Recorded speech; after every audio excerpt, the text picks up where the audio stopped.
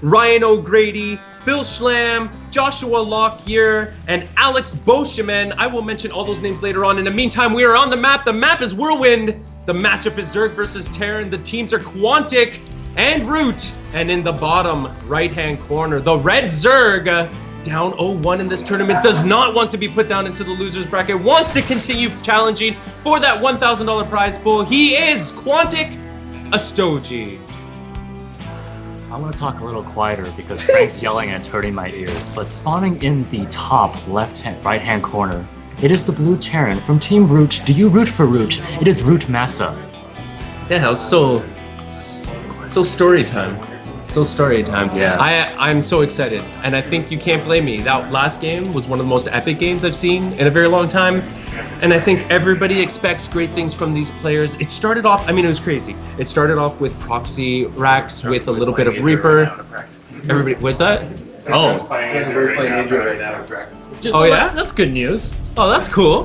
Drunken Boy is currently playing Idra, so if on the practice on my computer. On your computer. I'm gonna have a replay of Idra on my computer. We should cast that later on. We should cast it. But yeah, if you guys want to go watch Idra's stream, maybe he is streaming that game right now. I don't know. Or stay here with us. That'd be nice. Tweet him. ICY CUP. Hashtag ICY CUP. Tell him he's part of it. He's been mentioned. Shout out to Idra. Greg Fields, you are a good man. You are supporting esports in Canada. So what do we see for our players? It looks like pretty standard, pretty normal openings. Looks like hatch first before anything. Exactly. I mean, Whirlwind's such a big map. You could spawn anywhere, and even if you, go close to your opponent's base, try to scale it out, it's still going to take a while for your units to get there. So hatch first, definitely a very safe option. You can see that our Terran player is doing the same. Going command center first, up on the high ground, because he can just lift it off and put it down there later.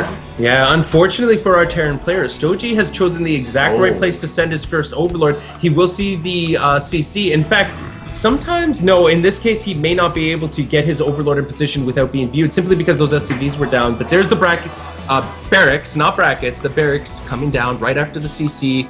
So MaSa feeling comfortable enough to go for a little bit of an economy boost, just as our Zerg player goes for one with hatch.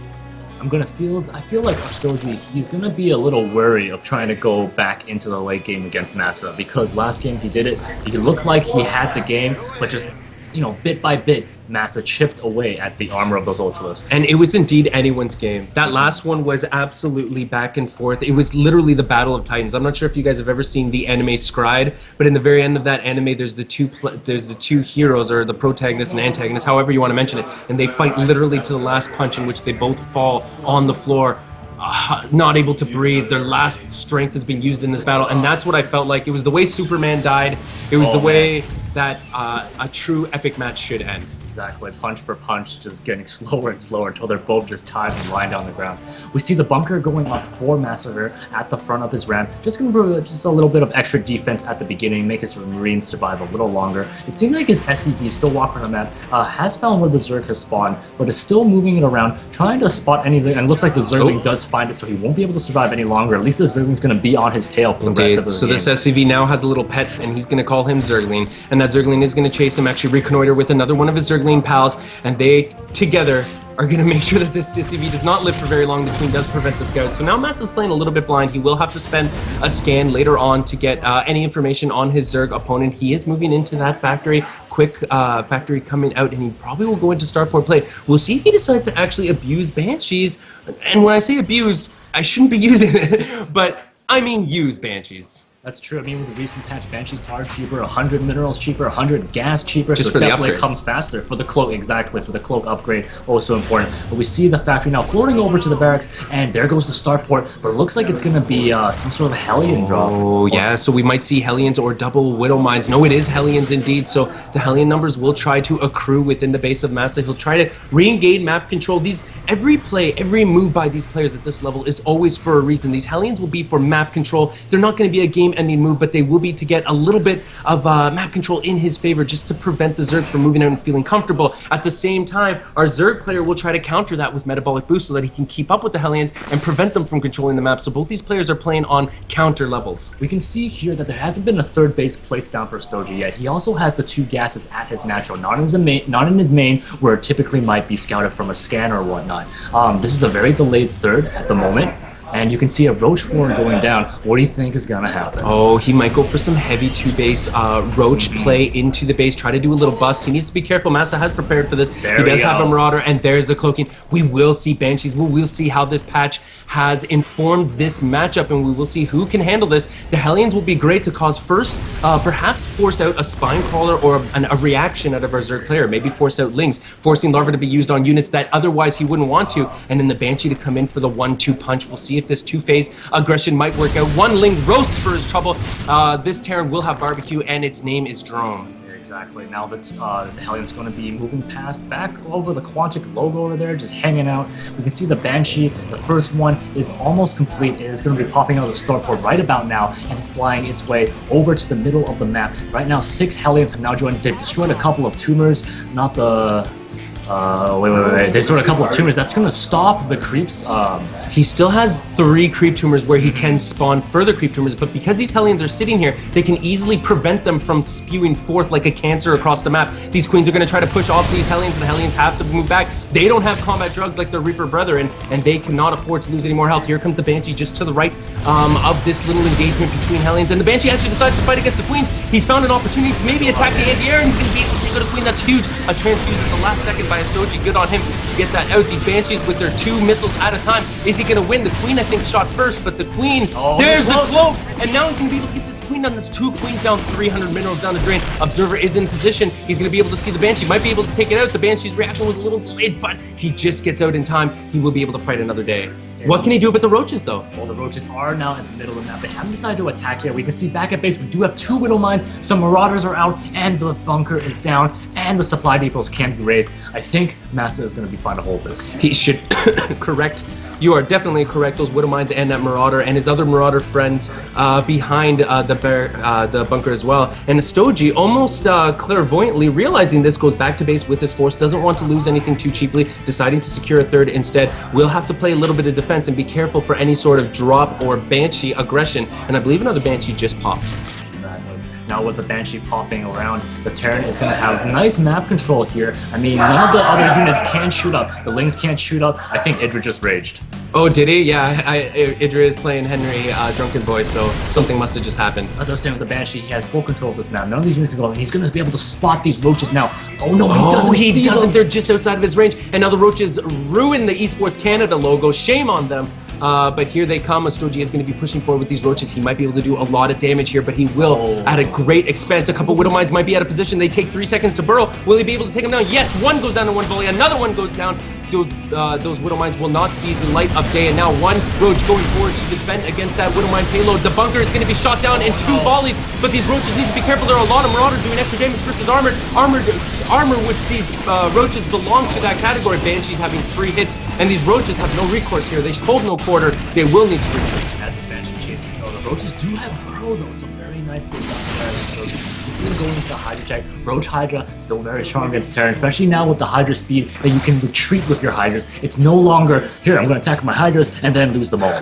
Here, let me just send Hydras into your base and die. So yes, like those Hydras coming out with 3 bases, he will be able to support them with the gas income that he can produce. And look at the upgrade advantage as well. He does have 1 missile and 1 armor. 1-1 is almost about to finish for our Terran, so they will be on even par shortly. But level 2 missile attacks is being finished for our Zerg player. He's also getting group spines for his Hydras, providing that extra range, so he will be in a good position as long as he can hold long enough. But I suspect MaSa might be doing a little bit of aggression here, maybe trying to time it with these upgrades. As mentioned by some of our friends in chat, they're slow just yet. Oh, there's a pause.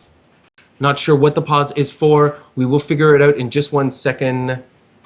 Oh, it tabbed. So we'll have to maybe check that computer after this game to make sure that it's not an issue with the computer. That's the same computer that Drunken Boy was using, but the players do come back. No love lost between these players. They know each other well and they respect each other greatly. So there is no issue between these players, especially at the ICY Cup. This is a camaraderie event. This is just a bunch of guys getting together, having fun, trying to win $1,000 at each other's expense. Yep, just trying to play some good StarCraft. Banshees now freely going across the map. You see 2 Banshees now moving into third base. Spore Call is not burrowed. Will it burrow in time? The cloak goes down. Maybe this Queen might actually die, but I'm not too sure. The Spore Call is pretty strong. It's going to be starting pounding away. Nice burrow over there. Not going to be able to get the Queen. The burrow was a great choice of research here. Indeed, yeah, he can absolutely defend, and now he'll be able to get his Roaches in position just to tank or try to maybe pull away some some of the aggro from these Banshees. This Queen's going to be able to get one. No, he's just outside of range. And now these Banshees are just going to be able to go into natural. There's no Spore Crawler. There's no vision. Overseers are moving into position. Ostojiy says, you must know me better than that. I am not one of your ladder Zergs. I am Ostojiy, fear me. And now it looks like a couple barracks being produced by our Terran player. He's going to be ramping up his production as well. Look at the massive amount of bio coming out for our Zerg player. This is going to be another epic match for you folks. Yeah, once again, going to that very strong bio play here. Marine Marauders, even a couple of tanks mixed into the mix. Why not? They're going to provide excellent artillery fire to the Zerg that's going to try to attack into the third base, but the wall is complete. Siege tanks are in position. This base is not going to break. MaSa is playing a starvation game. He's just playing very solid as a rock, defending with just the right number of Widow Mines, just the right number of tanks, just to prevent the Zerg from finding any engagements. Zerg just can't figure out how to breach these forces, breach this armor. One Hydra goes forward to see what is up, and he will realize that what is up is these Marines, and 3 more Marines will die for their trouble.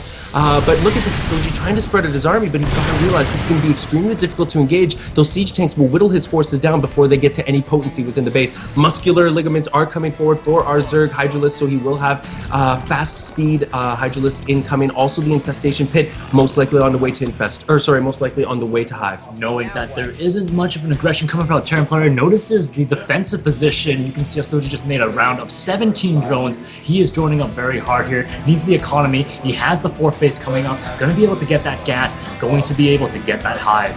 So now here comes a little bit of an engagement. Hydra's getting some free hits on these Hellions. Hellions are only tanking. Tank is now in position to siege, and the range ensures the demise of one more Roach. The Zerg is retreating to the creep. This is a fortuitous position for him. He's actually got some units in behind this grass, but because of the medevacs, Hydras cannot tank this. This Marine Marauder force is going to push back these Zerg forces. Roach and Hydra in the front needs to move to the back. Let the Roaches tank. Let some Blooms in the front.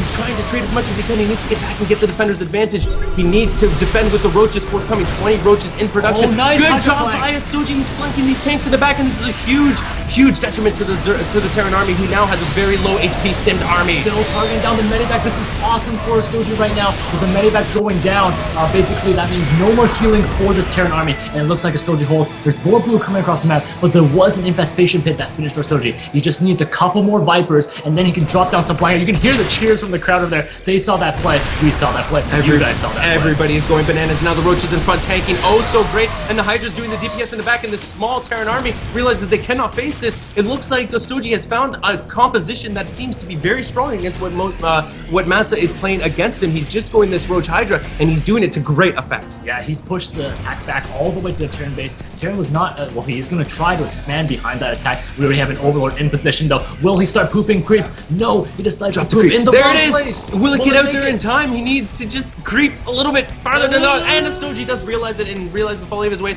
Drop creep again, but will it get there in time? I think he'll just be able to prevent the drop. No, yes, he does. And now these 2 Marines are going to chase away this Overlord. But once creep has expanded to its full potential, it will take a full minute before it recedes. 43 seconds to be exact. I know, I saw that on stream the other day. I thought it was 60 seconds, no, but okay, here comes some Roaches to take out these Marines who rudely killed that Overlord, and now these Roaches are going to be able to block it. He also has Burrow, and there it is. That one Roach is going to be able to reconstruct his health and also defend level 3 weapons and armor coming up for our Zerg player, for our Terran player, which means that he's going to have some very powerful Bioforce very shortly. I was talking to some players earlier, and they were saying that Ostojiy doesn't like Hydras as much, but you can see how effective they are in this matchup. Nice Fungos are getting a couple of the units there, but the Widowmine hits are still strong. I mean, the tank hits are still strong. Now he needs to retreat. Not enough Roaches to tank the damage. Needs to wait for another round. You can see that MaSa is playing this very smart, staying with his tanks, letting them attack as far as they possibly can, using that splash damage to his advantage. Knows that these siege tanks are going to be the only thing that keeps himself alive against this incredibly strong Roach Hydra army. And it looks like MaSa is going into that mode in our observer is just lagging, so just give it 1 second, guys. Lancelot is actually part of the production team, so one cable might actually have been unplugged. Yeah, it was the Ethernet cable. No, it was not the Ethernet cable. There was one extra there. So let us just figure this out real quick, guys. We're back. We're back. Somehow, the esports gods were on our side.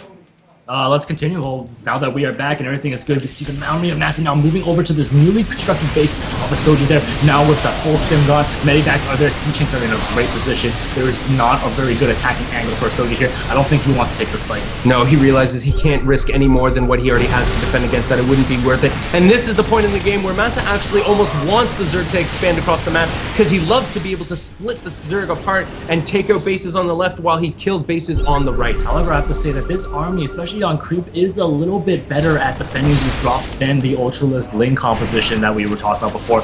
Indeed. Oh, as he zoned him out, it looks like Ostojiy is going to try to take the battle to him. He has to watch out for the tanks who are doing extra damage to the armored unit. Here's a flank as well. It looks like this entire Zerg army has been caught out. An island has been made a good concave by our Terran player, and still the Zerg skates and fights and lost a lot of roaches for the battle. It looks like MaSa smells blood. He realizes that this might be a good time to push. He's pushing the Zerg force back. 19 roaches in production, 22 roaches in production. Will he be able to defend against this army? MaSa playing like the Zerg, setting up a preemptive flank over there and getting a great attack angle on the Zerg army. Only a couple Hydras left here. A nice huge fungal. But the Medivacs are just going to heal it right up. Here come the roaches. Drones being transferred right now, but the tank fire is just too great. All these Hydras are taking huge splash damage right now. There is not a lot of units left. Only roaches being production. He can't engage against those tanks. Those tanks are doing a great job splashing against those bunched up units. The Zerg is going to be in a lot of trouble. He is producing only roaches, not known for their DPS, but they can't really break through. And now this Terran's going to be able to take out this extra base. It looks like he's going to try to take out these tanks. He's going to lose everything for it. He wasn't able to do it. A bad rally is going to ensure the demise of one more unit. Does get a fungal off just in time, just to prevent that reinforcement. And these Broodlings have nothing to fight. They're losing their bases. Terran is moving up to 4 bases. What can our Zerg do? And Ostojiy has to... MaSa goes up 2-0. He stays in a winner's bracket. Ostojiy has to go to the loser's bracket and fight another day, but he doesn't have any more than 1 life.